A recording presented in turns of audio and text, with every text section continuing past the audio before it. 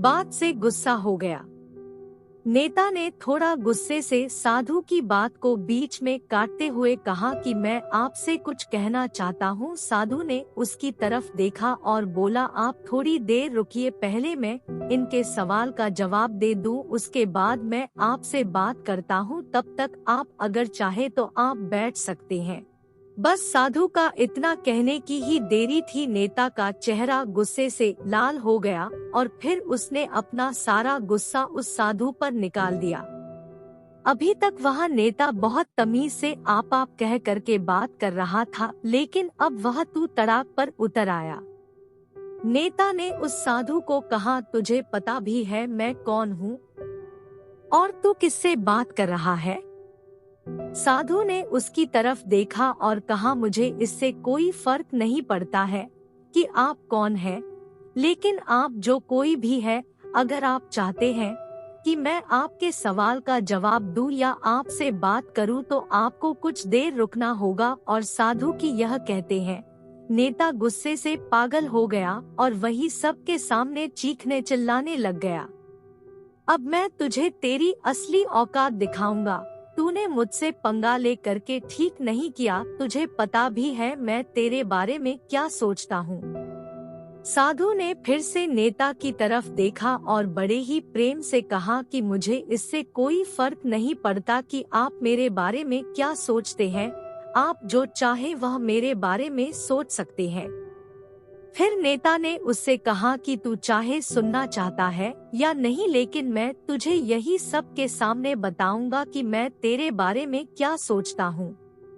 तू कोई साधु नहीं है, तू एक बहुत ही घटिया इंसान है, तू एक ढोंगी है, पाखंडी है, और यहाँ पर जितने भी लोग बैठे हैं उन सबको बेवकूफ बना रहा है। तेरा बस एक ही मकसद है, इन लोगों की जेब में जितना भी पैसा है वह सब तेरे पास में आ जाए। तू अपने फायदे के लिए इन लोगों का इस्तेमाल कर रहा है और अब मैं तुझे नहीं छोड़ने वाला हूँ। पूरी दुनिया के सामने तेरा पर्दाफाश करके रहूंगा। लेकिन उसके इतना बोलने के बाद भी हल्की सी मुस्कान उस साधु के चेहरे पर बनी ही रही। यह देखकर वह और भी तिलमिला गया और उसने कहा, अब बहुत हो गया। अब मैं यहाँ एक मिनट भी नहीं रुकने वाला, लेकिन अभी भी तेरे पास मौका है। अगर मुझसे माफी मांगनी है या मुझसे कुछ कहना है तो कह सकते हो। इतना सब होने के बाद भी साधु के चेहरे पर एक मुस्कान थी और वह बिल्कुल शांत था। और फिर उन्होंने अपनी आंखें बंद करी और फिर साधु ने अपनी आंखें खोली, हाथ जोड़े और कहा कि मुझे आपसे कोई गिला शिकवा नहीं है। आपके लिए मेरे मन में कोई भी गलत ख्याल नहीं है। जो भी मेरे बारे में आपने कहा वह आपकी अपनी सोच थी, तो मुझे आप में कोई भी बुराई नजर नहीं आती है। मुझे आप बहुत ही भले इंसान लग रहे हैं। और साधु के इतना कहते ही नेताजी का दिमाग सातवें आसमान पर पहुंच गया।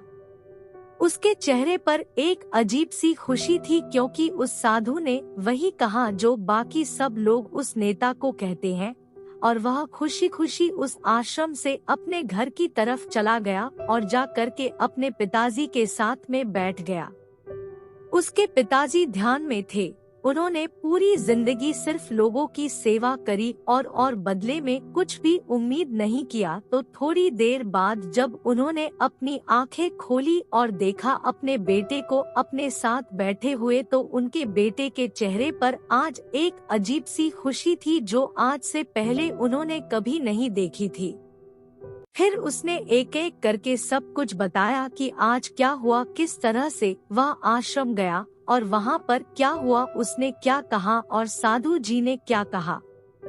जब उसके पिताजी ने पूरी बात सुनी तो थोड़ा सा मुस्कुराए और अपने बेटे को देख करके बोले कि उन्होंने तुम्हारी तारीफ नहीं करी, क्योंकि उन्होंने वह नहीं कहा कि जो तुम हो, उन्होंने वह कहा कि जो वह खुद है। और तुमने जो भी कुछ उनको कहा वो नहीं कहा कि जो वो है, बल्कि तुमने वह कहा जो तुम खुद हो।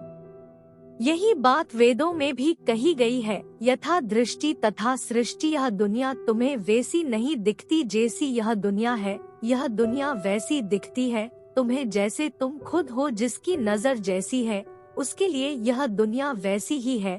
तो अगर तुम अपनी दुनिया को बदलना चाहते हो तो उसका सिर्फ एक तरीका है, अपनी नजर को बदलो।